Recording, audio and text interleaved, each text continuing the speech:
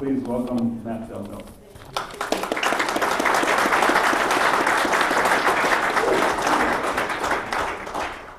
Well, good morning. This is a full room. This is amazing. Even if it's beautiful outside, you guys decided to come here anyways.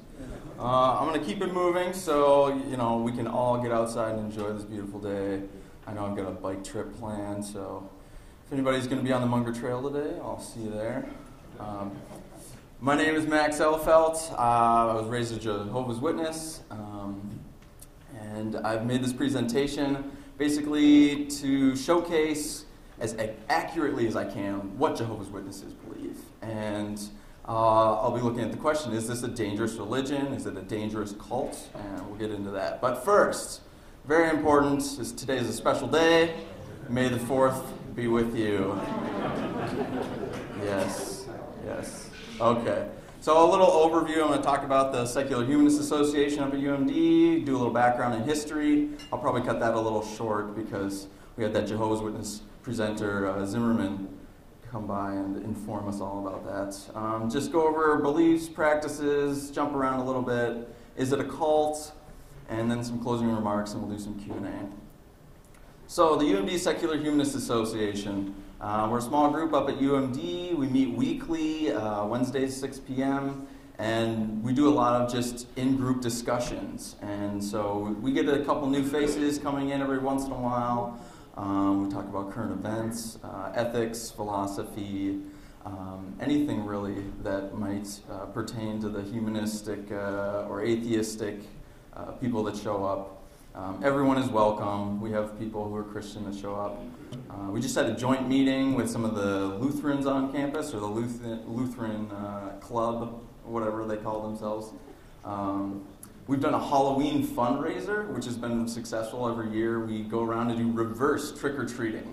And so we dress up, and not the day of Halloween, around Halloween. We dress up and go to the on-campus apartments and bring a bowl of candy and say, we will trade you candy for non-perishable food items that you'd like to donate. And then we bring those to Damiano's, and you wouldn't believe how much food those kids are willing to hand out. Yeah, it gets heavy pretty quick. We do some tabling stuff, just show that there's this group, it exists. People can ask questions, and then we have movie nights every once in a while, discussions. Here we did a recent tabling outside the UMD bookstores, and we had a bake sale. And it was very successful because you don't see very many baked goods left. But this was sort of a choose your own adventure. You could choose your own charity. And so we had 6 charities, which were all secular, and people could choose which one they wanted to donate to, and it was very successful. So back to Jehovah's Witnesses, my talk. My target audience is basically all of you, general public, to inform them, but also people who are involved with Jehovah's Witnesses, who know Jehovah's Witnesses, who maybe were a Jehovah's Witness, or even people in similar groups that might have a cult-like aspect, like Mormons or Scientologists.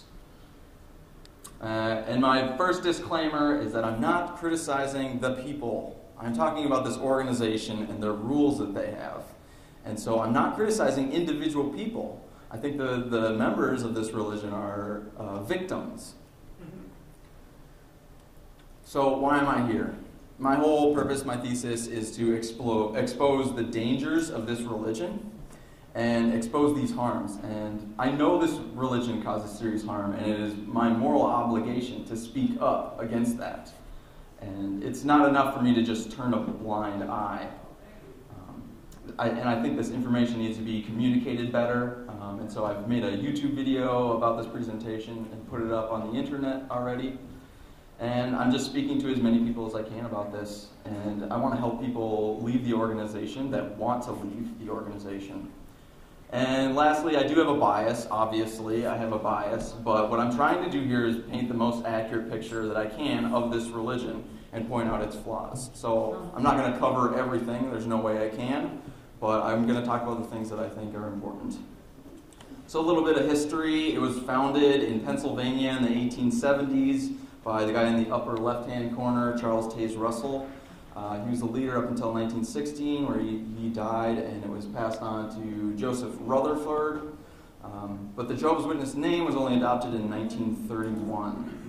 They were originally known as the Independent Bible Students, and there's more about these characters online. You can read about them. They have all sorts of interesting histories to go with that.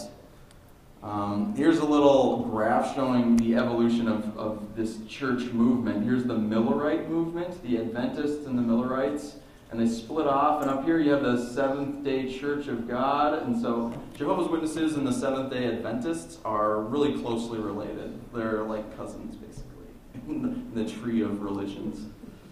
And then there's the Russell Bible students. And there's schisms here where they predicted the end of the world and it goes wrong, and so they schism, and something else happens, the leader dies and they schism, something like that. And then the Watchtower Association schismed a few more times, and here you have the Jehovah's Witness. So who are they? They're known legally as the Watchtower Bible and Tract Society. Their headquarters is in Brooklyn, New York. That's the world headquarters. Current members, around 7 million. That number is fuzzy. I don't really know exactly. They're known for passing out those literature, the Watchtower and the Awake magazine, door to door. They come knocking on your door Saturday morning, wake you up. But yeah, they're currently building a new headquarters in upstate New York. Some of their beliefs, they're a Christian denomination. They don't believe in the Trinity. They don't believe in hell. Everything will be destroyed in Armageddon.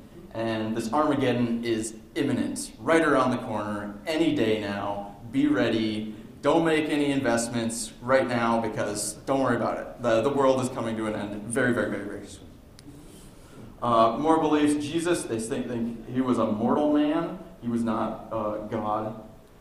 Jerusalem, this is historically inaccurate. They think Jerusalem fell in 607 BC, when historians say it fell in 587 BC. So that's a difference of 20 years. And they stick to this because they've made biblical prophecies about certain dates, and the math just doesn't work out if they use the correct date. So the last days, they believe, this is their current belief, that the last days started in 1914. Christ came back, and his rule, we didn't see it because he did it invisibly, so we missed that one. But he came back in 1914 and is ruling over invisibly. Another belief, Jesus died on an upright stake. Very important that he did not die on a cross. Don't know why. Only 144,000 Jehovah's Witnesses will go to heaven to rule with Jesus. All the other good Jehovah's Witnesses after Armageddon will live forever on a paradise earth. So there's sort of this two-class system after the world ends. There's the 144,000 super Jehovah's Witnesses that go to heaven, and the rest of us, we get to live on earth. And they believe that Jehovah is the name of God, and that's important that you use that name. Again, paradise earth after you die. They are creationists. They have some fuzzy beliefs in that area, but they are creationists, but they're not young earth creationists. But they do believe that Noah's flood happened approximately 4,500 years ago. You can drink alcohol, but in moderation, so you get a freebie there. You can't do any blood transfusions. We'll get into that in more detail later in the presentation. You can't salute the flag. You can't show any form of nationalism, singing the national anthem. Anything like that is bad. You can't pledge allegiance to the flag. You can't get involved in the military whatsoever. Homosexuality is a sin. They're works-driven, so you actually have to go out and preach the word, and you have to go door to door and hand out the literature to be a good Jehovah's Witness. And then they study the Watchtower literature that gets passed out worldwide. It's the same literature. Everybody reads it. They all read it the same, week, but it's all disseminated from that headquarters, and they read that on a weekly basis. They also think that seeing a therapist, like a psychologist or a psychiatrist, is up to the individual, but you should exercise caution. They shouldn't conflict with Bible principles or Jehovah's Witnesses' beliefs. Sex. Can't do a lot of stuff. No porn, no masturbation, no sex before marriage, and no mutual masturbation. And then those last two, if you are married, you can't have oral sex or anal sex. So, down to very few options there.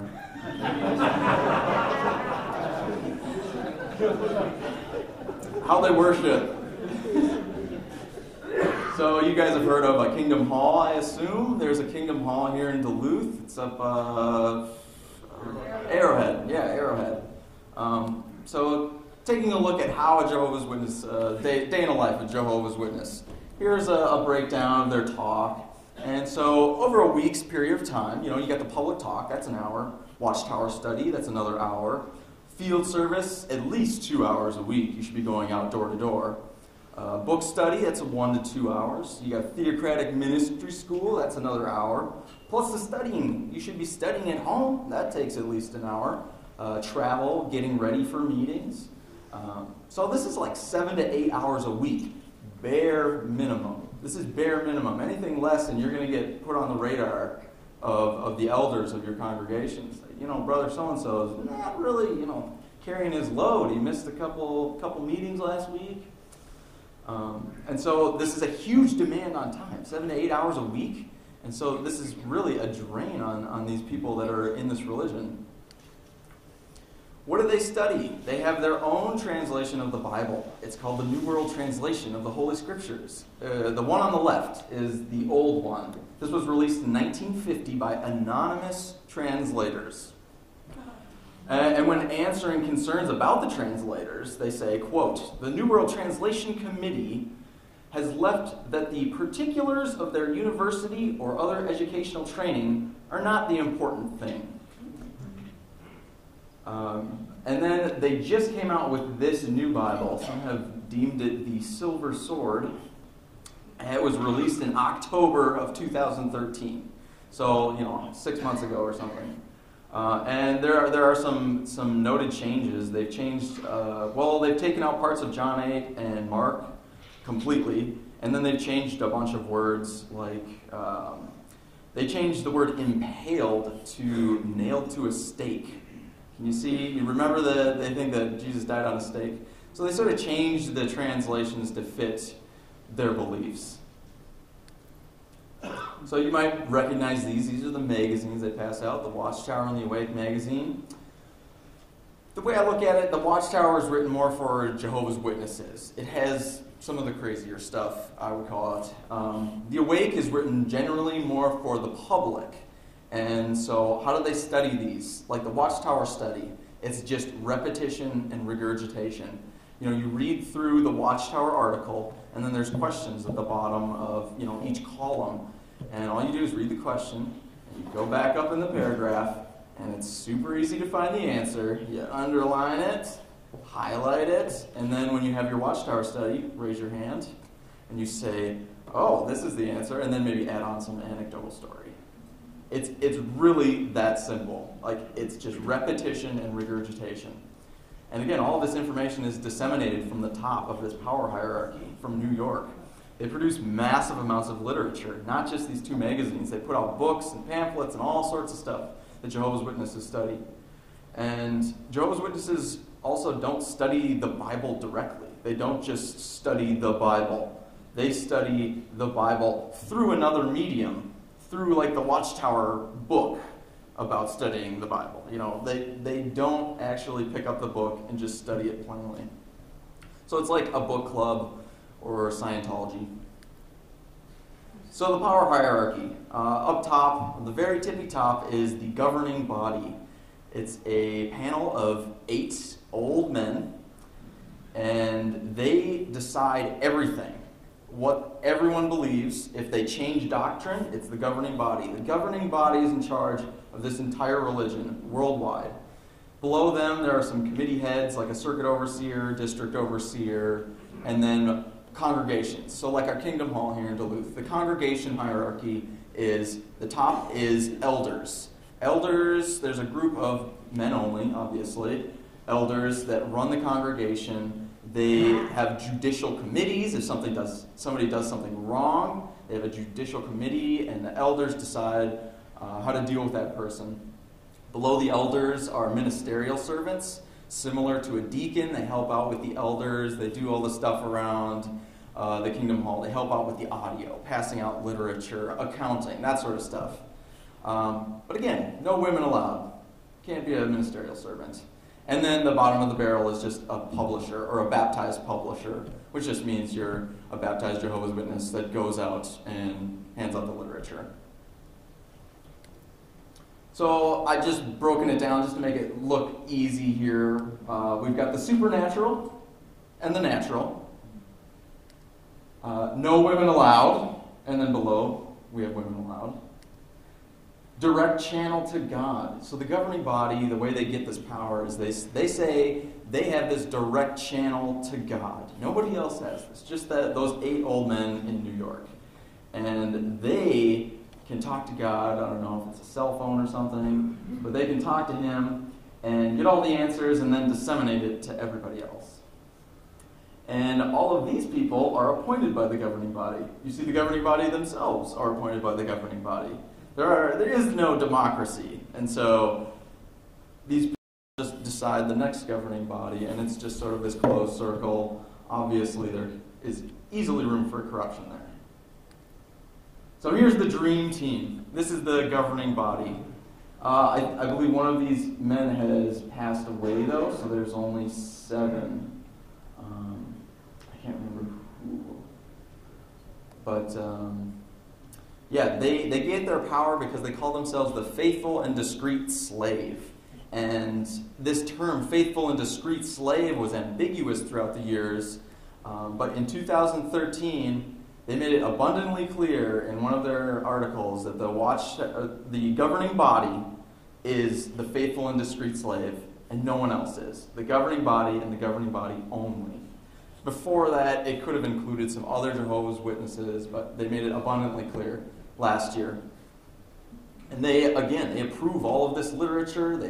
The subjects of convention talks, doctrine change, and I think that these guys are the true crooks because they can change this stuff. They have the power to change all this nonsense.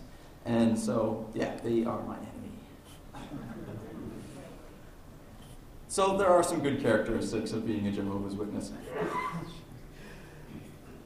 I knew I'd forget. I forgot to turn on my microphone, sorry. There are some good characteristics of being a Jehovah's Witness. You're going to be a good public speaker.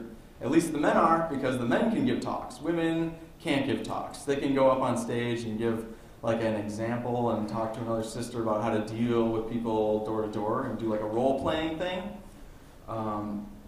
But the men will be good public speakers because they're giving talks, and if you're giving talks weekly, you're going to be good at public speaking. Generally, they're kind people. They're generally modest. You know, if you've ever met a Jehovah's Witness, they're usually very nice. They're kind and courteous. And the Jehovah's Witnesses have advanced some rights for the First Amendment. I think it was like refusing to say the pledge and going door to door. And there may be some other ones that they have done. Like I said, they are modest, but you have to ask yourself, is that modesty virtuous or is it mandated by their doctrine? We might look into that. They believe their religion is the only correct religion. All others they call works of Satan, and you should be no part of the world. So they have this huge us versus them mentality, this hermit lifestyle where just stay in the congregation and don't immerse yourself in anything else. So this picture is from an Awake September 2013. It says, families can enjoy good times without celebrating in sinister celebrations, or sharing in sinister celebrations. So you may have heard that Jehovah's Witnesses don't celebrate a lot of things. Here's all the things that they don't celebrate. Christmas, birthdays, Easter, Halloween, New Year's, Valentine's Day, May Day, Mother's Day, Father's Day, Thanksgiving, or any national holiday. There's a number of reasons for this. Some of them are if it has anything to do with pagan. If it's pagan in origin, we can't do that. We can't celebrate that. If it's mixing with the wrong crowd, like going to a work party, you're mixing with worldly people, so you should avoid that. Christmas is wrong because the date is wrong and it's pagan. Birthdays, get this, birthdays were okay up until 1951. So, got some new light from the governing body, received a message, probably through fax. So why is this bad? It creates social isolation, just like cults do. It leaves children confused and ostracized in school when they have to get pulled aside, when they, are coloring in a picture of, the Easter Bunny. You can't do any of that stuff if you're a kid. If it has anything to do with any of those holidays, you have to get pulled aside and not do any of that. And I did a little research. If you look into Mother's Day in America, Mother's Day and Father's Day, is that really pagan in origin? That's why they don't celebrate Mother's Day and Father's Day. They think it's pagan in origin. I looked it up. It's not. Mother's Day in America was like in the 1960s, and it was just a mother. It was like, let's make Mother's Day. Very, very pagan. Christmas was okay up until 1919, but they only enforced this rule in 1928. This is a picture from Raymond Franz's book, Crisis of Conscience. And this is the headquarters, they call it Bethel, in New York. So these are the creme de la creme of Jehovah's Witnesses at the time, the tippy top. And at the head of the table is the leader of the organization at the time, Joseph Rutherford. This says, Bethel, Christmas morning, 1926. They have their Christmas gifts, they've got their ornaments. So they're celebrating Christmas in 1926. Things Jehovah's Witnesses can't do. You can't participate in extracurricular activities. To keep separate from the world while in school, young witnesses should consider the dangers of becoming involved in extracurricular activities. You can't have recreation with worldly youths. Any recreation you take outside of school should not be with worldly youths.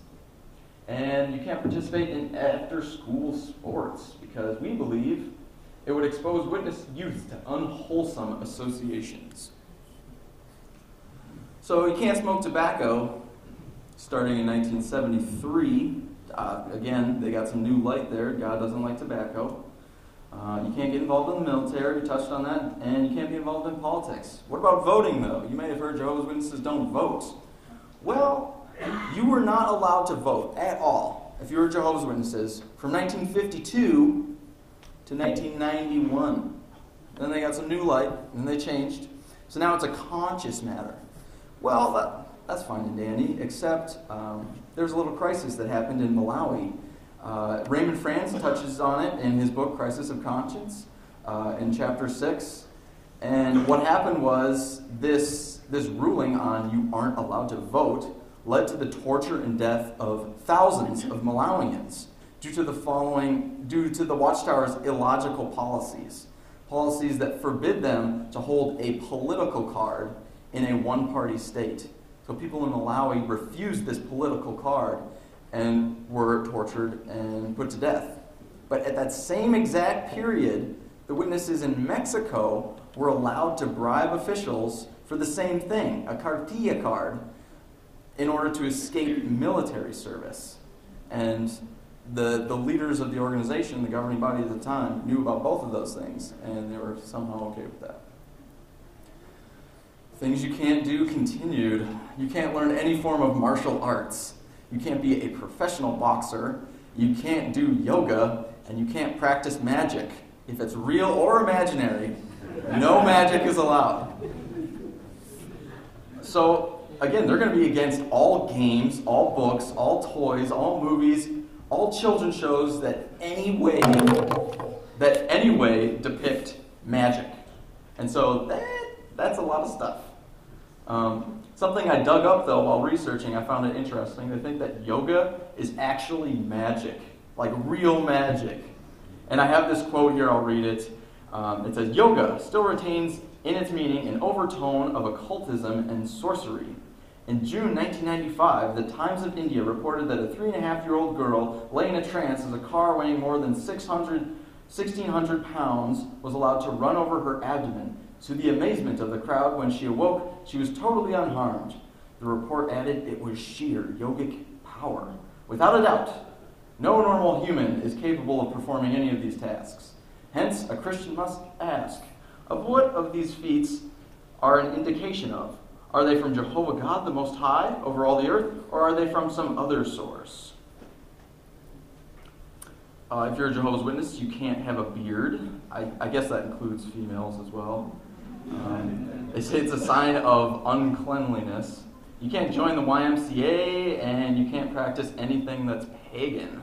I guess they're okay with like calendars and marriage and wedding bands and stuff, though, because they don't seem to have a problem with that.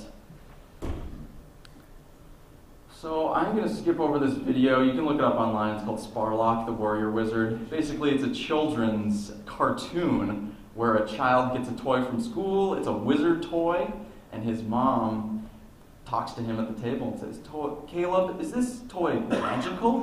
And he goes, "Uh-huh." "Who likes magic, Jehovah or Satan?" And the kid goes, "Satan." And then at the end of it, the kid ends up throwing away this toy, which was his friend's toy to begin with. He threw away his friend's toy, which is so wrong. But the reason why is because they're afraid of magic.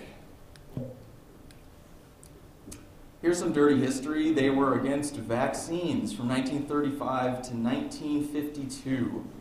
And I've never seen a public apology about all the people who may have died or suffered from refusing vaccines from the governing body, but that's just a dirty piece of history they have to live with. And here I've created a list of the humanitarian efforts that the Jehovah's Witnesses have done throughout the years.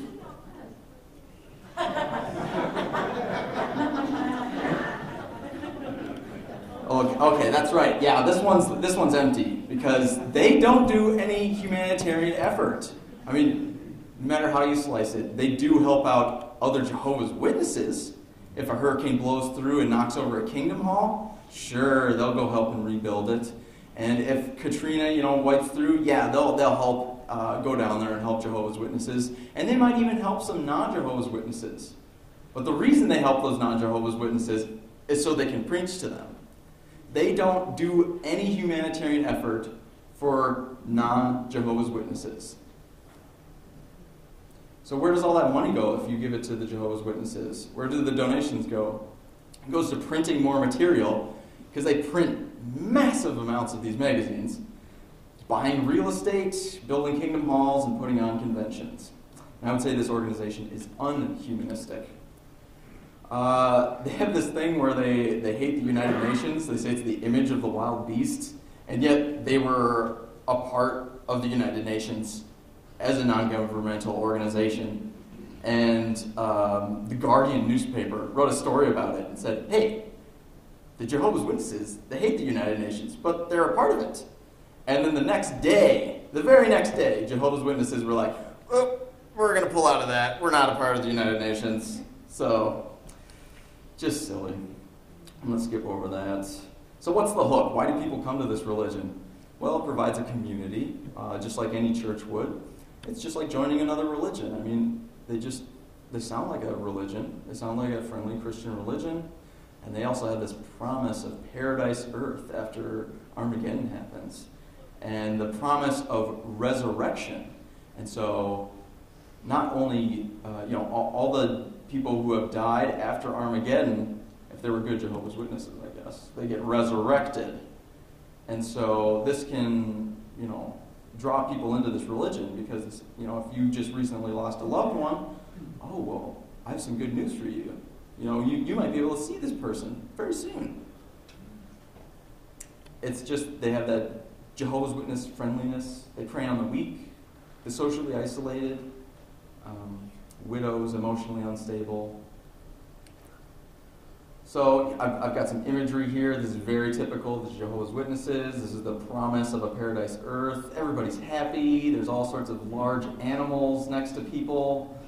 And there's always a kid with a pet lion.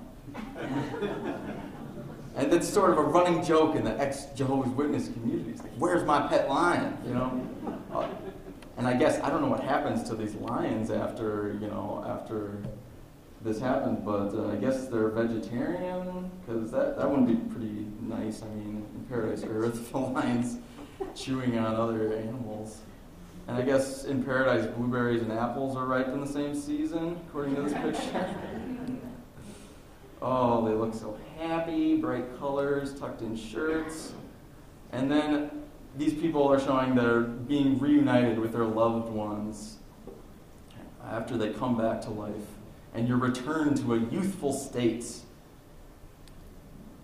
Now, don't they look all happy? Wait a minute. Wait, that kid's got an assault rifle. Oh, you know what? I accidentally put this picture, and that's Kim Jong-un and Kim Jong-il of North Korea. Sometimes I get those pictures mixed up. So, divorce. They have a thing about divorce. They say, here's just the quote. If the Christian is considering obtaining a divorce, the elder should explain that divorce does not free him to remarry unless adultery occurs. So you must commit adultery if you want to remarry. Filing for divorce when adultery did not occur would result in an unscriptural divorce where certain congregational privileges would be revoked. Women. Doesn't look good. I'm not going to lie. From the book titled, ironically, Reasoning, there's a subsection titled Women and Should Women Be Ministers? Women are counseled to learn in silence, in full submissiveness at congregation meetings, and that they do not raise questions challenging the men in the congregation. The women are not to speak at such meetings if what they might say would demonstrate a lack of subjection. Thus, although women make valuable contributions to the activity of the congregation, there is no provision for them to preside or to take the lead by instructing the congregation when qualified men are present. Here's a story published in the Watchtower in 2012. Selma, I'm not going to read this, but Steve, Selma's husband, hit her. And Selma talks to another Jehovah's Witness woman, and what Selma concludes is Selma's not trying hard enough to please her husband. Realizing that I needed to adjust my thinking, so it puts the blame on the women. And, of course, these women are always in the kitchen, the men are doing manly things. But here's an interesting rule they have. See, they're having a little Watchtower meeting here, but there's no men present. Women can't preside over men. But if men aren't present, a woman can preside over the group. But she has to wear a head covering of some sort. So she's wearing a hat. You have to wear a hat. Any hat. Just got to cover that head. Here's another video. I'm not going to play it, but you can look it up on YouTube. This is actually just the audio. This, if you recognize him, is Anthony Morris III, one of the current governing body members. And this is audio of him giving a talk and warning you about the dangers of higher education. Yes, they are very anti-college. They don't say, if you go to college, we will shun you. But they strongly discourage it. And in this video, he basically says, well, I know a kid who, when you go to college, what do you have? You have philosophy 1 and philosophy 2. Yep. That was one of his points. And the other was, oh, I heard so many horror stories. This kid, this mother once told me, he went to college, her boy went to college, and he became an evolutionist. This bright professor got a hold of him, and the intellectual gripping of the mind, it's very hard to recover from. Evolution. Obviously, they are against evolution. They bring up the same arguments, the teleological argument, also known as the design argument. Complex things have a designer, like this laptop. Life is complex, therefore life had a designer. And here's a picture they're still using in 2 of their literature, 1967, 1982. Look at all this furniture. Did it evolve, or was it intelligently made? And if you open up any of their Awake magazines, you'll find pretty much all of the Awake magazines have an article that's just like this. They have some sort of biological thing, usually an animal or an insect, and they're going, oh my God, look at this little thing, this eyeball, this wing socket. How unbelievable is that? Nobody really knows how it works, or it's so complicated, wow. And then at the very end they go, was this thingy-magoo, did it evolve or was it designed? And here's a great book for all of you critical thinking people. If you want to exercise your skepticism, get this book. I've got 2 copies up here. You can borrow one if you'd really like to. Life, How Did It Get Here? By Evolution or Creationism. Published in 1985. A great read, full of misquotes, full of fallacies, arguments from authority like, oh, written in the New York Times, so-and-so said. Or, this prominent scientist says. Most scientists would agree, blah, blah, blah. So come check those out if you're interested. They use fear tactics. Okay, so here's some imagery they use in their books. This is from the book Revelation. It's great climax at hand. Armageddon is coming at any second, but will you make it? Are you doing enough? Are you putting enough hours into service? Or did you break a rule? Here's a woman refusing blood. This is the world. It's terrible. And then you got stuff like this. The 2012, they're putting this magazine out. Armageddon. What is it? When will it come? Or this, 1989, Satanism, a growing menace. So they've predicted the end of the world numerous times. If you want to look into this more, you can go online. 1914 was a big year. Big things were going to happen. And then they just sort of bumped it over a couple more years. Their last big push was 1975. And they even said the world was going to end before the year 2000. And they since changed the wording in their magazine when they digitized it. From the print copy, it says the world's going to end before 2000. But then when they digitized it into their records, they changed it. How nice of that. So why are you looking forward to 1975? It will mark the end of 6,000 years of human history. So you can see it actually in the numbers. Here's the number of Jehovah's Witnesses. And here's 1975. See this big rise? And then 1975 happens and people are like, no, I'm leaving. So their current belief is 1914 is a turning point. It's the beginning of the end. Here's the system of things plummeting towards Armageddon. Here's a cover of the Watchtower where they say 1914, the generation that will not pass. That's because the world's going to end before those people die. So all these numbers somebody has added along with this sidebar showing that all of these people have in fact passed away. End time predictions. What's wrong with it? Why? So it's right around the corner. It's imminent. Well, it's pessimistic. It's a harmful worldview. It's a sit-and-wait attitude. You're not going to invest anything into your future. You're not going to go to college. And people, up until like 1975, people were selling their possessions to preach full-time in these last days. So cults often have unique jargon, and man, do they have a lot of jargon. Here's some of them. First of all, they call themselves the truth, capital T, trademark. They are the truth. They have the Kingdom Hall, people are worldly, we're living in the system of things. Oh, there's so many of them. We could go on and on. But here's the meat and potatoes. Disfellowshipping. They shun people, baptized members that decide to leave the truth, or they break a rule and are not repentant. So this holds all of their social contact hostage.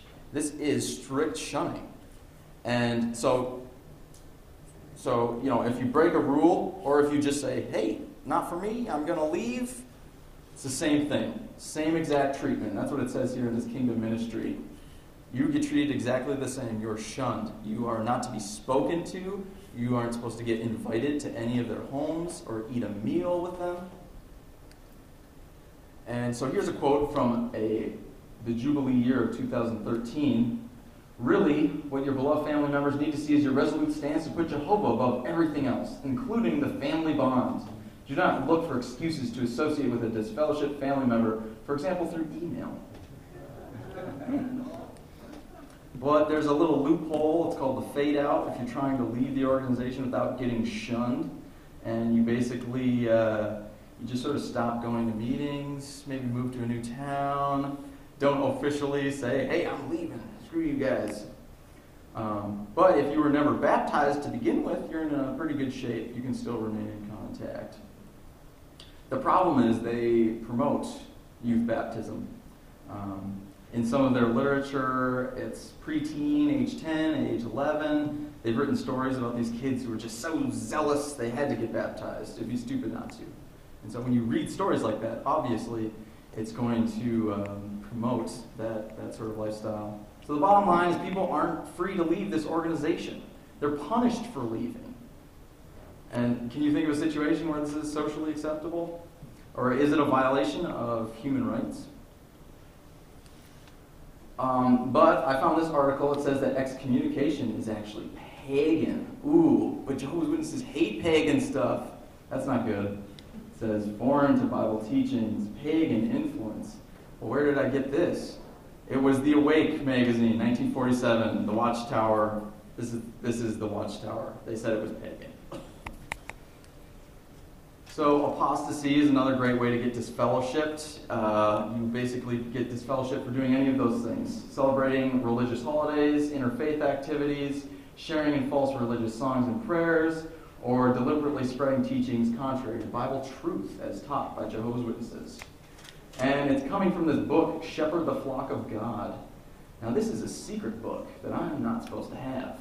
All of the elders of the congregation get this secret elder's manual, and it tells you how to run a judicial committee and how to basically run the congregation and what rules they have to follow. But only elders are allowed to see this book, unless you go online and download one of the leaked copies. So they also say that apostates are mentally diseased. And that's in 2011. They're saying that apostates are mentally diseased. We'll skip that. So blood. They don't accept blood transfusions. Jehovah's Witnesses do not accept transfusions of whole blood or the 4 primary components of blood, namely red blood cells, white blood cells, platelets, and plasma. They also do not donate or store their own blood for transfer. But curiously, they don't have a problem with breast milk, which is full of white blood cells. So that's a good question to ask at Jehovah's Witnesses next time you see them. So you're against accepting white blood cells, but you're okay with breastfeeding, which is full of white blood cells. So it gets a little trickier. As they say, beyond that, when it comes to fractions of any of the 4 primary components, each Christian basically can decide for themselves. But they've changed this policy over the years because new light. That's always their reasoning. It's new light. So all fractions were prohibited, and then all fractions prohibited, and it was a disfellowshipping offense. And then some fractions are allowed. And here it is, just again, unacceptable, is those 4 main ones, but fractions of those, you can decide for yourself. So I guess if you take a whole blood and just break it up into little bits, and then you inject all those bits, you can get whole blood. It's just sort of a little loophole there. They also say it's wrong to donate organs to people in need or donate your deceased body to science. And then this one, receiving an organ transplant is cannibalistic. At least that was their original belief. From 1967 to 1980. That's 13 years they believed you couldn't have organ transplants. But now, it's up to you. It's your choice. So here's a no blood card. Every good Jehovah's Witness has this on their person at all times. It basically signs over power of attorney to someone else. So if you're unconscious, the person on the sheet decides whether you get a blood transfusion or not, even if it saves your life. All 3 of these children died by refusing blood transfusions, and they put them on the cover of the Awake magazine. They're children, and they were allowed to refuse them because they were considered mature minors by a hospital professional who goes in and talks to them. So what Jehovah's Witnesses do is they train children to say the right thing if they're ever in this situation, and not sound like they're just repeating, their parents' beliefs. So, yeah. Here, the section is on child abuse. There is a problem with child abuse in the church, and this is a leaked document. You can download all their leaked internal memos online. It's basically the governing body sending letters to all the elders. And this one is titled Read Child Abuse. You can find these on a website called jwleaks.org. So, child abuse. Some or most states have child abuse reporting laws that, depending on the facts, mandate elders to report an accusation to the authorities. Thus, when elders learn of an accusation of child abuse, 2 elders from their congregation should immediately call the legal department for legal advice.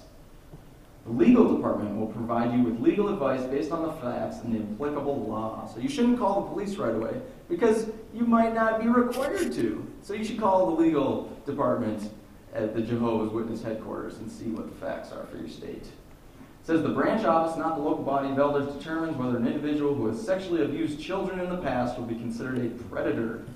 Keep in mind that the branch office, not the local body of elders, determines whether one who has sexually abused a child is considered a known child molester. It cannot be said in every case that one who has sexually abused a child could never qualify for privileges of service in the congregation. So I created this map myself with data I collected off of the U.S. Department of Health and Human Services website. This data is from 2012. This map shows the legal requirements for clergy to report suspected child abuse or neglect. So blue is good. Blue says, yes, clergy are required to report accusations of child abuse or neglect. Green, it says mandatory but not clergy specific. So may or may not be.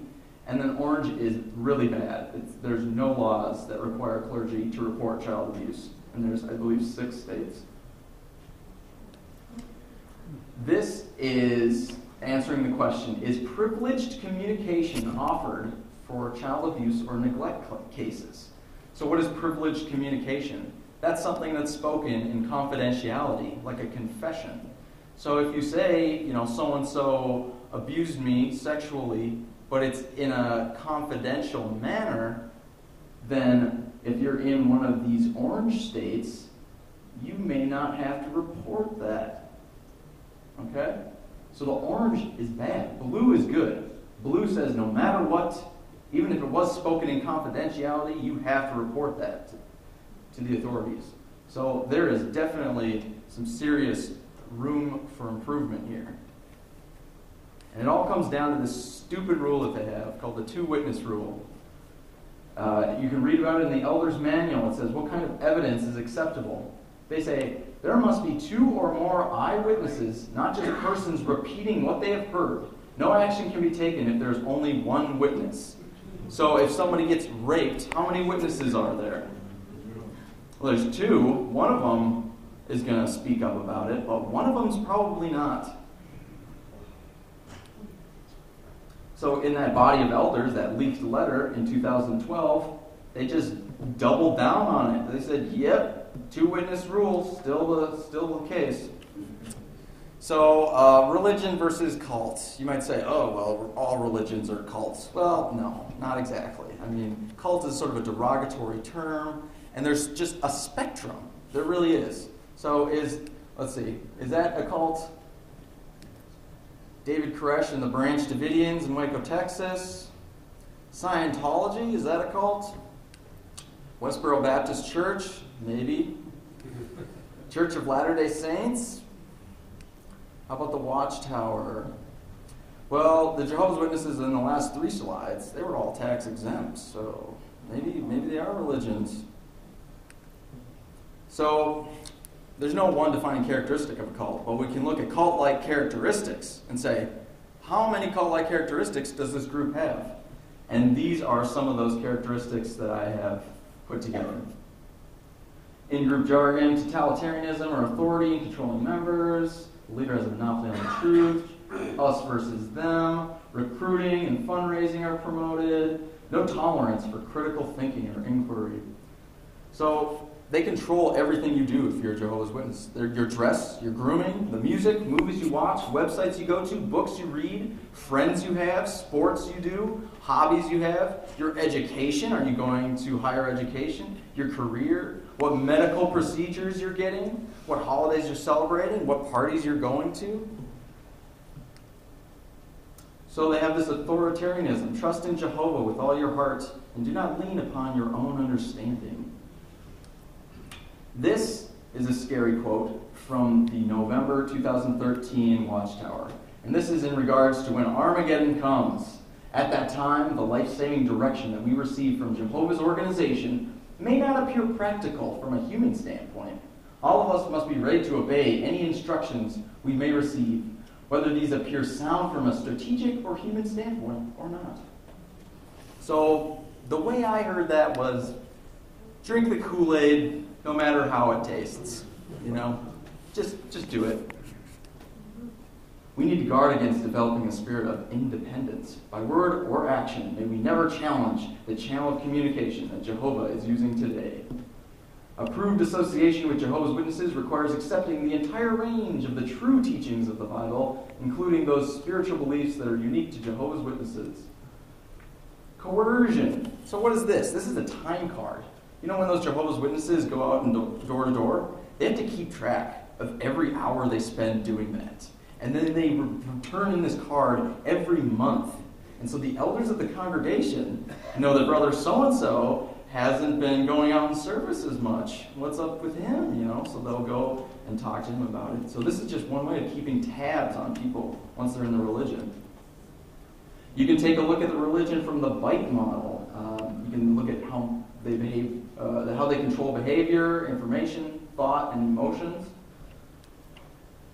This basically has a friend snitching on another friend. I won't read that one. And then, again, baptized publishers will commit serious amounts of time to preaching. And then you get these great titles once you start putting in more hours per month.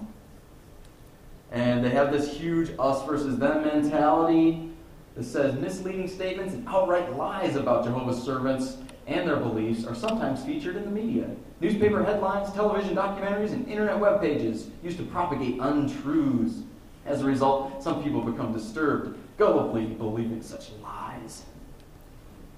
They control information. Well, we do well to ask ourselves, how much do I love the truth? Do I keep up to date with our present understanding and set out in the pages of this magazine and other Bible-based publications provided for the worldwide congregation? They wrote an article with the title, Avoid Independent Thinking. I'm not making that up. You can look it up. And right here. And in that article it says, Satan called them to question God's way of doing things. He promoted independent thinking. How is such independent thinking manifested? A common way is by questioning the counsel that is provided by God's visible organization. They have extreme conformity. If you've ever been in a kingdom hall, they all pretty much look like this. They aren't decorated very fancy, and they've got the same sort of chairs. They all read the same literature, the same week, worldwide, same meeting structure. So, I'm getting to the end of my talk. I'm talking just about extreme conformity, and there's this data out there. If you like graphs, focus up here, because we've got the Pew Forum on Religion and Public Life in 2008 did this huge survey in which 35,000 people were surveyed, and 215 of them were Jehovah's Witnesses. So in every graph I show you, Jehovah's Witnesses are on the extreme end. Tolerance of other religions. They are the least tolerant. Many religions can lead to eternal life. They disagree with that, and they disagree with this question, if there is more than one way to interpret the true teachings of their religion. Jehovah's Witnesses, when it comes to questions of right and wrong, which of the following do you look to most for guidance? They say religious teachings and beliefs. Do you see conflict with religion in modern society? They are on the extreme. They say yes, there's huge conflict. They receive the most amount of direct answers to prayers, at least once a week. They attend the most amount of religious services, most frequently. And in a lot of these graphs, Mormons are second, which is sort of an interesting fact. Sharing faith on views of God, they are weekly plus. Participating in prayer groups, weekly plus. Scriptural readings outside the religious service, weekly plus. What most influences thinking about government and public affairs? They say your religious beliefs, and they are the strongest believers in it. And here's a survey of just the Jehovah's Witnesses. Are you registered to vote? Only about like 12% are. And most are not registered, but then there's like another 12% that aren't U.S. citizens, which is kind of interesting. Abortion should be illegal in most or all cases. 77% agree. Evolution as the best explanation for the origins of life. 90% disagree with that statement. Jehovah's Witnesses. Should church express views on politics? They say no. Red is no. Strongest believers on that. Homosexuality should be discouraged. Strongest believers in that. Jehovah's Witnesses on government assistance of the poor. Here's this big section that says government should do more to help needy Americans, even if it means going deeper in debt. And this says government today can't afford to do much to help the needy. So this section, I think, is so big because Jehovah's Witnesses have very low incomes. They're told not to go to college. They're told to just, clean windows and be a janitor, just so you can spend the most amount of your time out door to door. Here, again, that reflects it here. Prefer bigger government and more services. And this graph, on this x-axis is the income. Jehovah's Witnesses have, what is this? Percent of college graduates. Sorry. So this x-axis is the percent of college graduates. 9% of Jehovah's Witnesses are college graduates. And then the y-axis is basically a reflection of income. And so second to the lowest for income. So there are some good facts out there. Jehovah's Witnesses have the lowest retention rate of any religious tradition. Only 37% of those who say they were raised Jehovah's Witnesses still identify as Jehovah's Witnesses. So that's good news. So I've created this presentation and I put it up on YouTube. And as of April 27th, it's got 6,000 views. I'm pretty happy about that. If you want to look it up, it's called Jehovah's Witnesses, an in-depth look. But I originally made this presentation for the online community because I knew that it was very strong with these ex-Jehovah's Witnesses. And I think internet itself is slowly breaking down religion, and especially this religion, when people go on and see all this crazy history, and they're not taught all of this stuff that I just went over. So some of the stats on my video, here are views by country. United States is first, then we have UK, Canada, Australia. You can see. Views by state, I was a little surprised. California is number one, but friends and family, I'm sure. Minnesota. That probably helped. So my final thoughts is I'm not attacking the members. Remember, I'm not attacking the members or the rank and file. It's the system, the organization, the policymakers, and the governing body. That's who I have a beef with because they can change this stuff. And this is not a benign religion. This religion directly contributes to the death and suffering of thousands, if not millions of people worldwide. Their practices must be understood by the general public. This religion creates an environment that makes leaving the organization very difficult. The Jehovah's Witnesses are also far more extreme than the mainstream religions, and they are a massive outlier from what you saw in those graphs. And so that's the end of my presentation. I'll leave you with a few resources.